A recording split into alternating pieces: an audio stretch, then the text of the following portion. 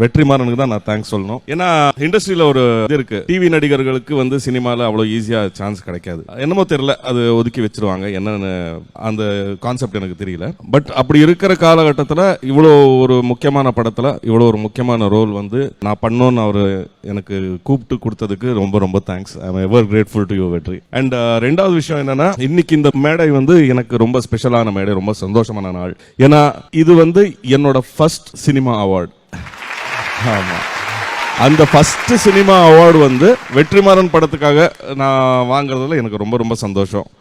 அதுலயும் வந்து பாரதி ராஜா சார், சீமான் அவங்க கையில வந்து வாங்குறது எனக்கு ரொம்ப ரொம்ப மிக மிக சந்தோஷமான விஷயம். So it's a very special day, very ஸ்பெஷலான விஷயம். எஸ். ஸோ வெற்றிமாறன் சார் வந்து பொல்லாதவன் படத்தில் ஒரு டெபியூ டைரக்டரா வந்து நீங்க பார்த்திருப்பீங்க. இப்போ இந்த படம், ஸோ அந்த டைரக்ஷன் வைஸ் அந்த ஒர்க்கிங் வைஸ் என்ன ஒரு சேஞ்சஸ் பர்சனலா நீங்க பார்த்தது? எனக்கு அந்த மாதிரி டிஃப்ரென்ஸ் தெரியவே இல்லை. ஏன்னா அன்னைக்குமே இந்த தெளிவு தான் இருக்கும் அவர்கிட்ட, எப்பவுமே தெளிவா இருப்பார். ஃபர்ஸ்ட் ஷாட் எடுக்கும் போதே, ஏன்னா அவரோட டைரக்ஷன் ஆரம்பிச்சதே என்ன வச்சுதான். ஃபர்ஸ்ட் ஷாட்டே வந்து தனுஷ் அண்ட் நான் வந்து உள்ள வர மாதிரி ஷாட் தான் எடுத்தாரு. ஸோ அவர் ஃபர்ஸ்ட் ஆக்ஷன் சொன்னது தான் எனக்கு தான். ஸோ அப்பத்துலேருந்து இப்போ வரைக்கும் வந்து அந்த தெளிவில் எந்த ஒரு மாற்றமும் இல்லை. அவருக்குள்ள வந்து நிறைய சேஞ்சஸ் நடந்திருக்கலாம், இன்னர் சேஞ்சஸ் நிறைய நடந்திருக்கலாம், நிறைய ஏன்னா நிறைய படிக்கிற ஒரு மனுஷன் தானே. எடுக்கிற விதம், அந்த தெளிவு, அந்த ஃபோக்கஸ், அந்த ஹார்ட் ஒர்க் எதுவுமே சேஞ்ச் ஆகலை. Over to Vetrimaaran sir.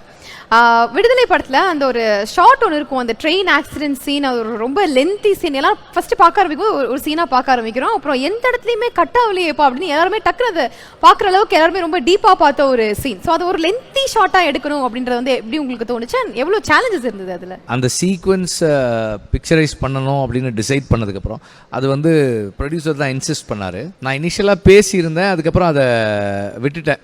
சரி, ஓகே, அது பண்ணால் செலவு அதிகமாகும், அதனால் வேண்டான்னு சொல்லி விட்டுட்டேன். அப்புறம் ப்ரொடியூசர் தான் இன்சிஸ்ட் பண்ணார், இல்லை சார் இதை எடுத்துடலாம், நீங்கள் எடுக்கணும்னு சொன்னீங்களே சார், அதை எடுத்துடலாம், எப்படியாவது நம்ம எடுத்துடலாம் அப்படின்னாரு. சரின்னு டிசைட் பண்ணிவிட்டு அதுக்கப்புறம் அந்த செட் கன்ஸ்ட்ரக்ஷன் வந்து டுக் அ லாட் ஆஃப் டைம். ஒரு 2-3 months ஜாக்சன் ஒர்க் பண்ணிட்டு இருந்தார்.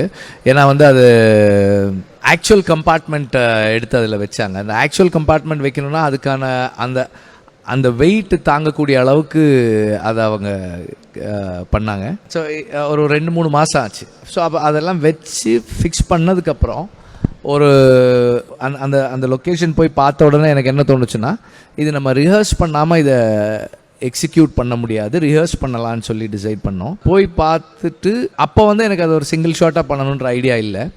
அப்போ அதுக்கு வேலை செய்ய ஆரம்பிக்கும் போது அந்த ஃபர்ஸ்ட் டே போய் இந்த போர்ஷன் மட்டும் பிளான் பண்ணும்போதே ஐ ரியலைஸ்ட் இது வந்து ஒரு சிங்கிள் ஷாட்டாக இருந்தால் நல்லாயிருக்கும் அப்படின்னு எனக்கு தோணுச்சு.